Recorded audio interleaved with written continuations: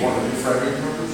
So maybe we I had need to the door and I didn't have a compressor. to experiment I could have seen him, but he doesn't like the wind, do you? and see what nights are best. Y'all finished up? It hadn't started yet. No, that hadn't started yet. We do this conversation back to the back. Wait, I'll get you to maybe, Sonny, I'll get upset. Well, no, Sonny, it has, 6 months now. Do what? 6 months have passed by, Right. right? Six town hall And meetings. the evening meetings are clearly not working. So I that's, think that's when you the reason why say, how can we improve? The reason why this one was not canceled was because it was too close to the time. That's why I didn't cancel this, I just left it like it was. So you have canceled the rest of the No, town I hall have not meetings. canceled the rest of the meetings. But if you're trying to decide, maybe you decide to put it on a weekday, I'm against putting it on a weekday. Because I I can't play be, Saturday at 10. I can't be. That's where Carla always gets hurt, and you get 20 to 30 people show up. I have meetings sometime I report at 6 o'clock and I don't get out of bed until about 9. Sonny, what about if we bring sausage, egg, and cheese biscuits? Would you come at 9 on Saturday morning? I've been here at 10 on every Saturday morning, but it's been no. I don't need sausage and biscuits. I need a time where most of the people can come. That's it. Most people are not going to come on. You don't know that. You don't know that. Until we How do you figure it know out. they will? Consistency is good. I And mean, what- Saturday at 10 a.m. is 10 times better than So Saturday. that's what I've tried to do. I've tried to be consistent during the year so people know that's when the town hall meeting is going to be. And if they don't show up, that's not my fault. But we put out the information. We can't go to their door and drag them out of here. This is true. This is true. I'm saying that Saturday evenings are not a good time. We're not going to have any more Saturday meetings. This one I couldn't cancel. It was too close to the time. So from now until the end of the year, it's Saturday at 10 o'clock. All of them was on Saturdays, yes. I changed the All order. right. Okay. What? Okay, we're gonna go ahead and crank up, because I'm gonna probably get out of here. We ain't gonna stay here. Crank it up. Okay. All right, good evening, everyone. Y'all know this is just a forum for people to voice their opinions. And for time before we get started, I want to introduce our district commissioner, Sharon Barnes Sutton, to you. And she wanted to say a few words. Thank you. I heard about the town hall meeting. It was my first time knowing exactly what it was. Someone actually called me and told me that it would be there. It's a nice spot night. So thank you for having me here. That's my son here. But I am the district commissioner for District 4. I've been serving this area for 4 years. I just want to kind of have an opportunity to talk to the residents. So I appreciate you letting me speak, even though it's just 3. That's 3 people that I serve, and I'm very happy to do it. Been very supportive of Clarkston. I don't know if you know that there are many things that come across the Board of Commissioners, and we help support the city in its efforts to provide service. One of the biggest things that comes to mind, we all know about the pool. We allocate $500,000 towards renovation of the pools. There was a drainage problem with flooding near there, so we passed some legislation and did a little land swap with an easement so that the county was able to allocate some funds to help the city to make repairs over this to alleviate the flooding.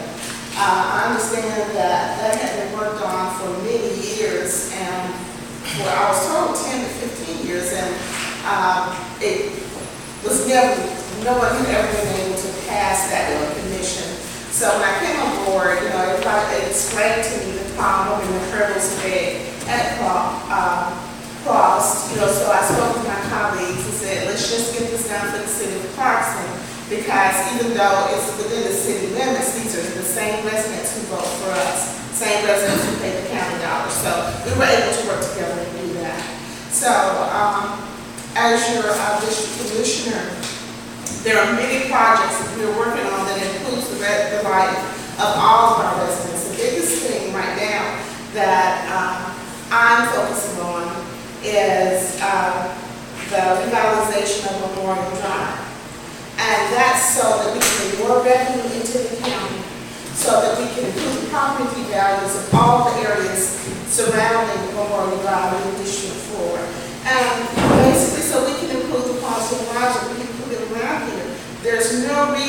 that we can't shop on Memorial Drive like we used to. I moved here in '87, and I could do everything on Memorial Drive. I could go to movies, I could shop, I could eat, I could be entertained. It was just a very nice place to live, and we see what's there now. So, I want to make a difference, and that's what we've been working on. We're having some success with that. We have two major retailers that are located on Memorial Drive that will be followed by restaurants.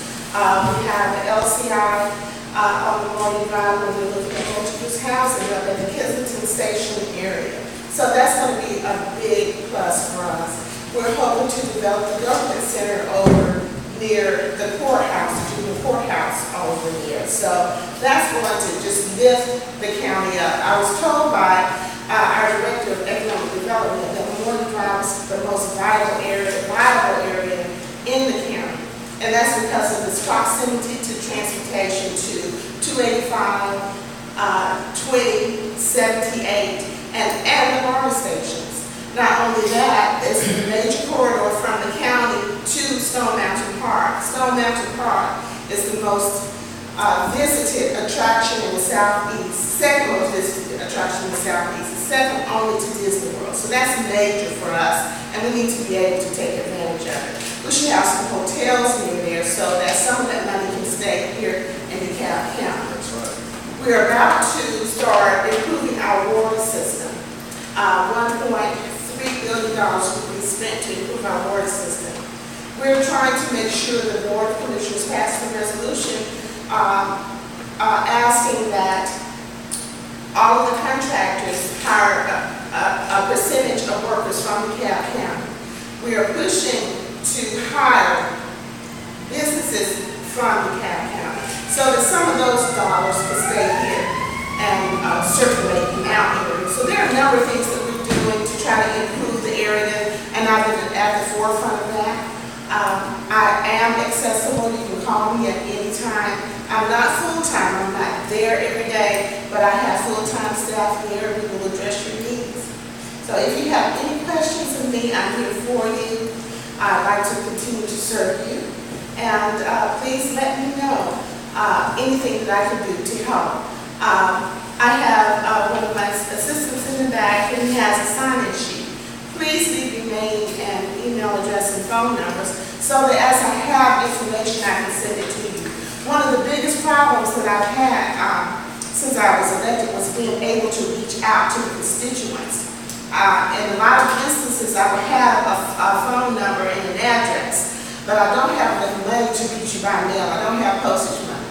So but if I have your email address, I can send you information. I've had many community meetings, and I've had some issues too with trying to attract people to come. And I've tried it all over the district, different times during the day, different nights, and it's still about the same. You get a small percentage who will come unless there's a big issue. So, that is something that we're all working on, but you have to keep trying, and being able to directly reach out and touch you through email is one way that I can get the word out to you. So if you can help me out with that, I would appreciate it. So thank you for letting me speak today, and please contact me for any concerns that you may have. Thank you. Okay, no questions? All right. Yeah. Any questions? Oh, I do. Okay. You talked about the plans to improve the water system. Chris? Are there any plans, is there any talk about getting rid of the fluoride in the water system? No, I haven't heard any talk about getting rid of the fluoride in the system. No one has ever brought that issue to me. But we're talking about infrastructure. I understand. So we're trying to, we have to repair those aging pipes. Some of them are 60 years old and older, and they're starting to fall apart. But at some point, we have to address what those pipes are carrying also. Yes. So, there are, there are efforts going on across the nation. Many communities are banning fluoride in the water because now it's discovered that it's a major carcinogen. So It's been known for a long time. it's been long known for a long time. And it's becoming established mainstream knowledge now. It's moving from the realm of conspiracy theory to it's poison. It's a deliberate poison of the water. And there's municipalities all over the country that are getting rid of it. And I think there's even lawsuits occurring. Well, that is something that we can consider. No one has brought that to me. You're the first constituents who've ever said anything to me about that. So I will take that under advisement and we'll start researching that. If you YouTube fluoride in the water, there's 100 of them there. Not one of them is good. I mean, you'd think that both fluoride interests would want to put a good rah-rah for fluoride on YouTube, but there isn't. Because Because they can't. they can't. You can't make an argument for it. I had it burned in a fire, but I had a document translated from the Russian of how the Soviets experimented with fluoride on test case cities in the Soviet Union. And what it would do to people's minds, dumbing down, making people docile and stupid. And so this is all documented. I can't bring anything to show you right here. It's just something to think about. So what you can do, right now, is look at some of these, this information online. You don't find it in the mainstream media, but you find it in buckets online. And then if you are concerned about it, I wish you would bring it up to whoever needs to, start the dialogue on this. I've asked our city to go to try to get its water back. This city used to have its own water. And the wells were 600 feet deep, according to Mr. Ransom, somewhere down on that side of the city. There was a water tower, and sometime in the 80s, the federal government paid the city of Clarkston like $300,000 to get rid of the tap water. And for me, that was obvious why it happened. It was so that fluoridated water could be ushered in. But I consider it a felony in progress that we are drinking fluoridated water. And I don't drink that. We shouldn't even bathe in it. Right. If you have children, well, there's a large one there. They tell you don't put it. They tell you don't give it to your kids. Give them the baby water. That's right. That's right. And it's The CDC just came out with a brand new report saying that it's not good for infants. That's as far as they're willing to go right now. And all of this stuff is busting loose right now. Right.